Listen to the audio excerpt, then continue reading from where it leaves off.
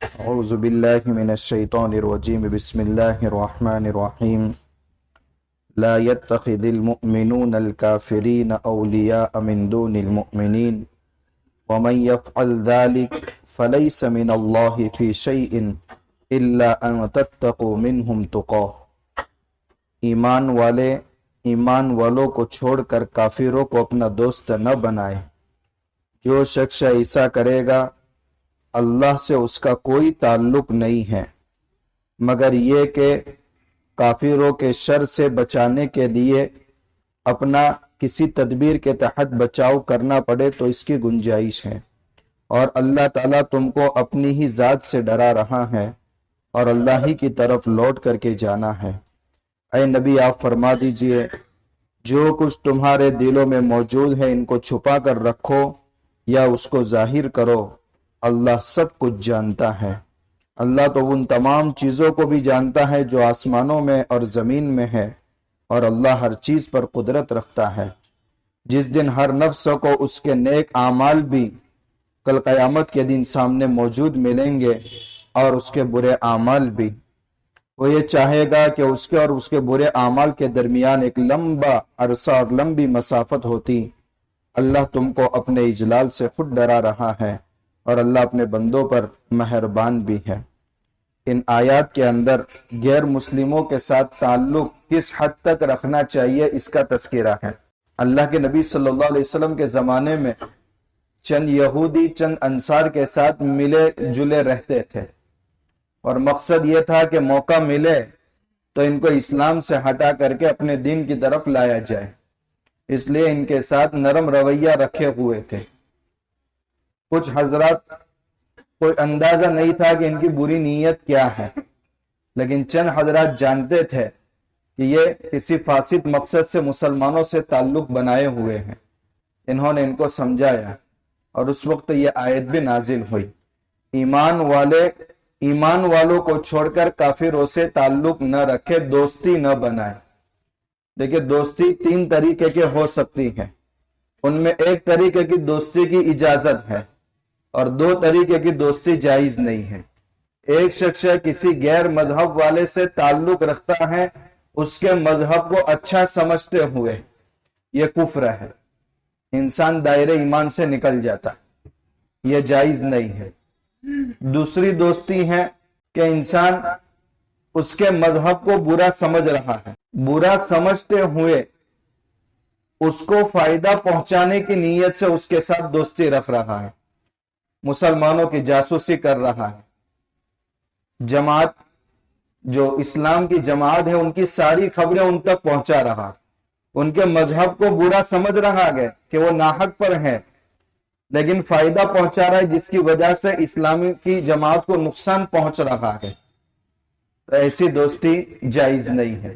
اس کو کفر تو نہیں کہیں گے، لیکن یہ بہت بڑا گناہ ہے جس کی وجہ سے اپنے بھائیوں کو نقصان پہنچ رہا ہے، اسلام کو نقصان پہنچ رہا ہے اس کی جاسوسی کے نتیجے میں۔ اس کی اجازت بھی نہیں ہے، لیکن یہ کفر نہیں ہے۔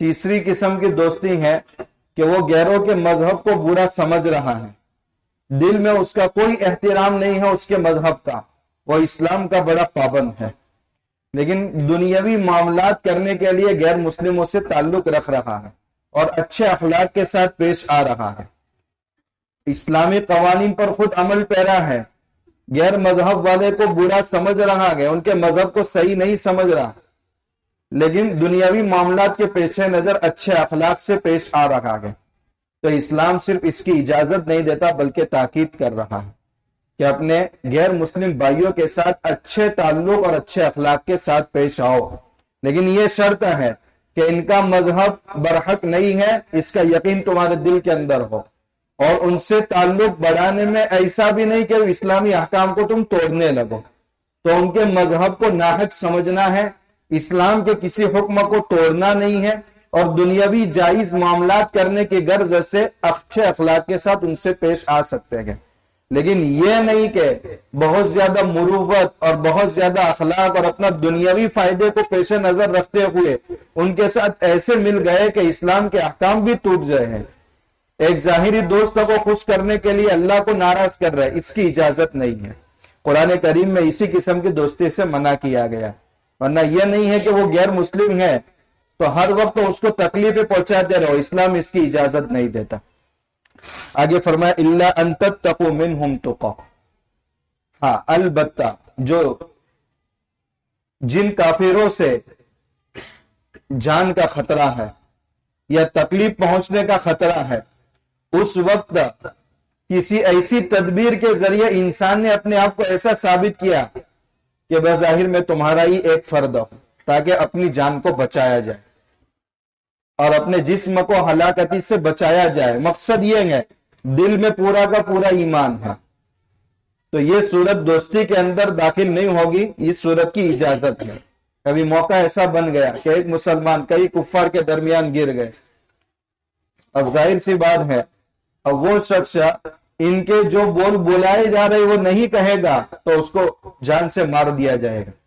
اگر اس وقت ایمانی طاقت ہے تو ڈٹ جائے، اور جب جانا ہی مقدر ہے تو 10 کو لے کر جانا چاہیے، اور اگر اتنی ہمت نہیں ہے تو دل میں ایمان ہو اور جان کا خطرہ ہے تو زبان پر سے اگر کلمہ کفر کہہ دیتا ہے تو اس کی اجازت ہے۔ وَقَلْبُهُ مُطْمَئِنٌ بِالْإِيمَانِ، شرط ہے کہ اس کا دل ایمان پر مطمئن ہونا چاہیے۔ حضرت عمار بن یاسر رضی اللہ تعالیٰ عنہ، ان کے والد کو بھی شہید کر دیا گیا، اور اسلام میں سب سے پہلی عورت جس کی شہادت ہوئی ہے ان کی والدہ حضرت سمیہ رضی اللہ تعالیٰ عنہ، اللہ کے نبی صلی اللہ علیہ وسلم کے پاس آئی، یا رسول اللہ میرے خاندان کے اتنے افراد شہید ہو گئے اور میں بھی دشمنوں کے نرگے میں پھنس گیا تھا، میں نے کلمہ کفر ان کے کہنے کے مطابق کیا ہے، کیا میرا کیا حکم ہے؟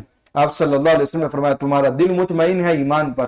کہا میرا دل مطمئن ہے ایمان پر، تو اس کی اجازت دی ہے، مگر ساری شرائط جان کا خطرہ ہو کہ اگر میں کلمہ کفر نہیں کہوں گا تو میری جان کا خطرہ ہے، تو دل میں ایمان موجود رہتے ہوئے اپنی جان کو بچانے کے لیے اس وقت کلمہ کفر کہنے کی اجازت ہے۔ لیکن اللہ نے ہمت دی ہے تو اس وقت بھی عزیمت پر عمل کرے، اور اگر جان بھی دے رہا ہے تو وہ شہید کہا جائے گا۔ خیر اگر اللہ تعالیٰ فرماتے وَيُحَذِّرُكُمُ اللَّهُ نَفْسَهُ، دنیاوی معاملات کی غرض سے تم اسلام اور اللہ کو بھول جاتے ہو، اللہ اپنے جلال سے تمہیں ڈرا رہا ہے، ان باطل طاقتوں سے تم کیا ڈر رہے ہو؟ اللہ کے جلال سے ڈرو، اللہ کا خوف اور اللہ کا غصہ کل قیامت کے دن تمہیں اپنی ایسی حرکتوں کی وجہ سے اس کا سامنا کرنا پڑے گا۔ وَإِلَى اللَّهِ الْمَصِيرُ، اللہ ہی کی طرف تم تمام کو لوٹ کر کے جانا ہے۔ آگے اللہ تعالیٰ فرماتے ہیں اے نبی آپ فرما دیجئے چپکے چپکے تعلقات ہے کون جانتا ہے؟ ان تخفوا ما فی صدورکم، اگر ناجائز دوستانہ تعلق اللہ کے دشمنوں کے ساتھ تمہارے دل میں چھپے ہوئے ہیں، چاہے تم اس کو ظاہر نہ کرو یا ظاہر کرو، اللہ کے لیے دونوں برابر ہیں، تمہارا ظاہر تمہارا باطن، تمہاری زبان تمہاری دل، اللہ کے لیے تو سب کفے دست کی طرح ہے، ہتھیلی جیسے ہم سب کو نظر آ رہی ہے، اللہ کے لیے کوئی غائب چیز غائب نہیں ہے، ہمارے اعتبار سے غائب اور حاضر ہے، اللہ کے لیے تو سب کچھ حاضر ہے۔ اتنی بات نہیں کہ تمہارے دلوں کو بھیدوں کو جانتا ہے، اللہ تو ساتوں آسمانوں میں اللہ کی مخلوق کیا کر رہی ہے اور ساتوں زمینوں میں اللہ کی مخلوق کیا کر رہی ہے، اللہ اس کو بھی جانتا ہے۔ اس لیے اللہ کے دوست اور اللہ کے دشمن کو دوست بناؤ گے تو دشمن کا دوست بھی دوست دشمن ہوتا ہے، اس لیے اللہ کا اس سے کوئی تعلق نہیں ہے۔ واللہ علی کل شیء قدیر، اور اللہ ہر چیز کے حساب لینے پر بھی قدرت رکھتا ہے۔ یوم تجد کل نفس ما عملت من خیر محضرا، پھر آخرت کا تذکرہ کیا کہ کل قیامت کے دن انسان کے اچھے اور برے اعمال جسم کی شکل میں اللہ تعالیٰ ان کو بنا کر کے لوگوں کے سامنے پیش کرے گا۔ وہ انسان جب اپنے برے اعمال کو دیکھے گا تو کہے گا تود لو ان بینہا وبینہ امدا بعیدا، کاش ان برے اعمال اور میرے درمیان ایک لمبی مسافت ہوتی، مجھے اتنا قریب سے اپنے برے اعمال کو دیکھنا نہ پڑتا تو کتنا بہتر تھا۔ بلکہ کل قیامت کے دن جب نامہ اعمال ہاتھ میں دیں گے، اللہ تعالیٰ خود کہیں گے اقرأ کتابک، اپنا نامہ اعمال خود پڑھ لے، ہم فیصلہ نہیں، تو ہی تیرے بارے میں فیصلہ کر دے، کفا بنفسک اليوم علیک حسیبا، حساب لینے کے لیے آج تیرا نامہ اعمال تیرے حق میں کافی ہے۔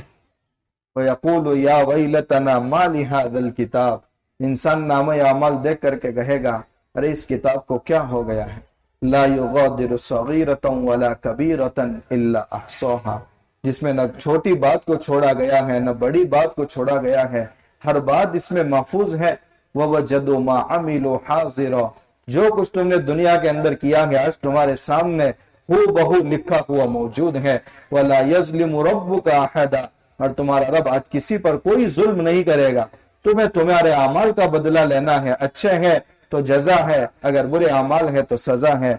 आगे अल्लाह ताला फरमाते हैं अल्लाह अपने बंदों पर बड़ा मेहरबान है। संभलने के कितने मौके अल्लाह ताला जिंदगी के अंदर देता है।